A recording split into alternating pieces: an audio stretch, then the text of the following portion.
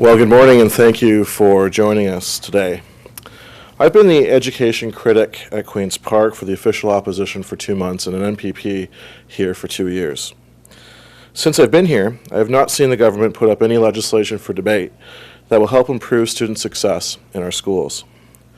Today I will be launching a campaign to improve literacy and numeracy skills across the province. People with low literacy experience daily life challenges, from filling out a catalog order form, difficulties following dosage instructions for medicine, completing a job application form, using online banking, completing the online application for employment insurance, and reading health and wellness information. It also affects our economy. A TD Bank study shows that for every percentage point increase in worker literacy, productivity increases by 2.5%. This legislation simply makes sense. This afternoon I will be introducing the Promoting Educational Success Act. Under the Act, businesses will receive a 25% tax credit towards the cost of an employee's completion of his or her high school education or equivalent. Businesses will be motivated to help their employees because productivity, morale, and workplace safety would improve. Employees will be motivated by the reality that higher educational attainment leads to greater personal prosperity rather than poverty. Perhaps most exciting is what this legislation will do for future generations. While the Liberals have spent about $8.5 billion a year more in education than they did in 2003, we have not seen any vast improvements to math and science scores. Adding more money to the system doesn't seem to be fixing the problem. In addition, research shows that grade 1 students have seen a marginal improvement in a number of indicators since the introduction of full-day kindergarten. But research also shows that the effects of these improvements will be lost over time. One of the reasons for this poor performance is what is happening in our homes. Furthermore, despite pouring even more money into boosting student financial aid in our colleges and universities, there's been no marked improvement in attracting students from disadvantaged neighborhoods into attending a post-secondary program. We have spent billions of dollars with mediocre results in education. What's required is a new way of thinking about these problems. We need to create a culture of lifelong learning in this province, and this bill is the first step in that direction. Studies show that improving educational attainment is a leading indicator for educational success in children. By completing a program, it shows kids that mom and dad accomplished something and they feel good about it, which role models appropriate behavior. A child's greatest mentor is often his or her parents. Investing in mom and dad's educational attainment is intended to have a positive trickle-down effect on children. We need to create a culture of lifelong learning, and we need to place a higher value on improving literacy in our children. Excuse me. I'd like to encourage all moms and dads to foster this sense of learning in their kids. It starts at home. If you have young children, as I do, the easiest demonstration of that is to pick up a book and read it to your child. If your children are older, get them a book that they will enjoy this holiday season.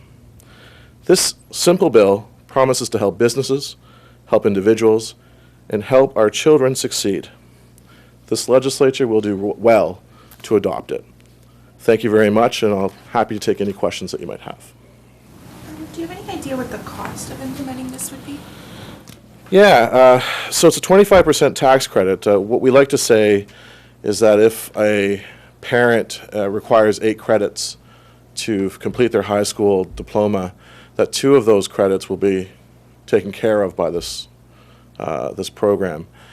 Certainly, there are lots of estimates and lots of assumptions that we put in play, but we figure that it'll be about $10 million given the uptake that we'd anticipate with a program such as this a year.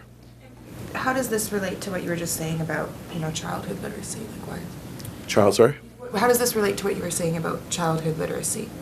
Right. So one of the things that we think is a positive aspect of this bill is that it allows children to have and to see in their mom and dad role models of educational success. And we know clearly that through studies that higher educational attainment leads to in parents leads to higher educational attainment in their children. We hope that that would just improve and create this culture of learning in the classroom, in the homes that will improve educational success in children. Spoken with any of the other parties about this? Is there any interest in it? So I'm just about to introduce the bill today. We have not talked to this party specifically, but I have been starting to stakeholder this piece of legislation. I got the idea, frankly, from a business that I toured in my riding, who set up this room in the factory, in the manufacturing plant, whereby this individual, as part of the condition of employment, encourages their employees to further their education. That might mean, for some, completing their high school diploma. It might mean greater emphasis on, particularly if English is a second language, programming related to that. But there's always a stepping stone, and the point of this bill is to create that domino effect, that that learning doesn't stop when you finish school or when you drop out. That this is something that we need to continue to invest in, and the long-term trickle-down effect on children will be positive. On another subject, I understand your party there was some bell ringing last night on Bill 122. So the other two parties seem ready to send it to committee. Why are you guys holding that up or continuing debate? Well, I've mentioned this before. Our perspective is that parents need a venue to talk about future education policy. It's bills like this that allow us to have a debate about how to improve test scores, how to improve educational attainment.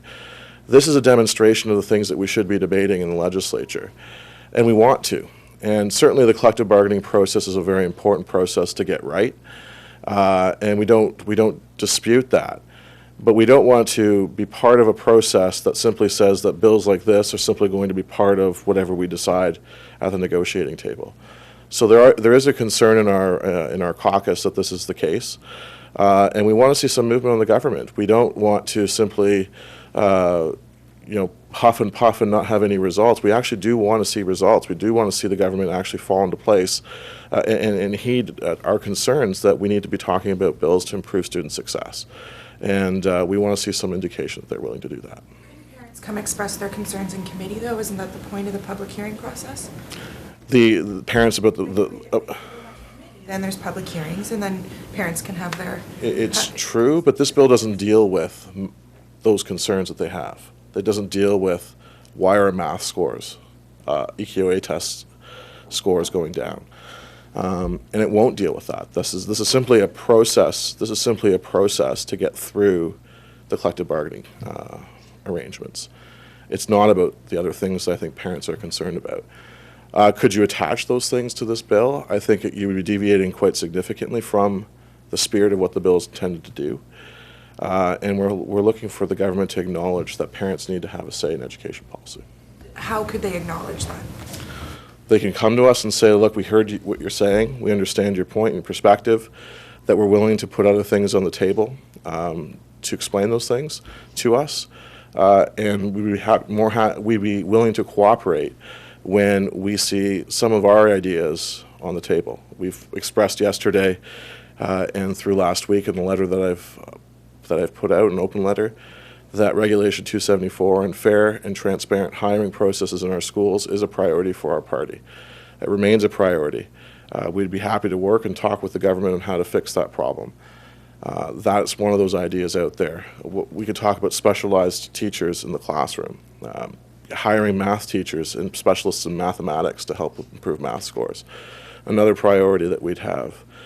There are a variety of things that we should be talking about. I think that parents are concerned about extracurricular activities. I mean, we could talk about a laundry list of things. We're simply not doing that right now. We're talking about a process of collective bargaining that is simply going to be the future of how we decide these things. And I think parents, once they have full knowledge of that, would be disappointed. But aren't you convoluting some issues that are separate? Like the legislature's there to discuss and debate legislation. It already shot down a bill to get rid of Regulation 274. That's the will of the legislature and therefore the will of the people. So aren't you hijacking a bill that's completely unrelated to what you're talking about and could in fact facilitate conversations around some of the issues you're raising in order to go after something that the legislature has already voted against? Look, we've talked about this before, Ashley, and I know that what I will say is this. The legislature had a debate on a private member's bill. We accept the fact that while that bill was not accepted by all members of the legislature, it still remains a priority for parents and principals. Just because that bill passed doesn't mean that the lineup of people wanting to talk to us has dissipated anyway. In fact, I just received a communication from students, teacher college students at OISE a few weeks ago that are very concerned that since the bill has been lost, that we aren't going to continue the battle to improve fair and transparent hiring in our schools. I think we owe it to our teacher college students, who are our future teachers, to have this debate. And if there's another way of going about it, if the government doesn't like that bill, but they have something else that they would do in its place, we'd be happy to listen to it. But that doesn't mean that we stop. It doesn't mean that you have a vote in the legislature and you stop talking about horse races or wind turbines and every other bill that we've put forward that the NDP and the Liberals have coalesced and formed a coalition to impose. These are points that we feel very strongly about, and we'll continue talking about them. So I guess if you're filibustering something like Bill 122, normally there's like a concrete action you'd like to see from the government for it. So it's coming to you and saying, look, we're going to work on X, Y, and Z, is it more concrete than that? No, I think it's part of the negotiating. I think that if they want to come with us with something else they'd like to see happen, we're not saying that it has to be Regulation 274. It certainly is our priority. And we feel that is one way of helping improve student success. But they have something else on the table that they'd like to say that we're going to be debating. Put it on the table. The fact is we've been complaining for a long time that we haven't seen a plan from this government, whether it's on economic issues, and I think the same thing applies to education. We have lots of consultations that are going on. We have seen no plan. We want to make sure that there is an ability for the legislature to debate these things. If all things that are happening in the province with education policy are going to be subjected to collective bargaining, and this is what the minister has said, that Regulation 274 and the debate of Regulation 274 is going to be part of the next round of negotiations, rather than having those discussions in the legislature, we have issues with it. And that's our concern. Great. Any other questions? Thank you.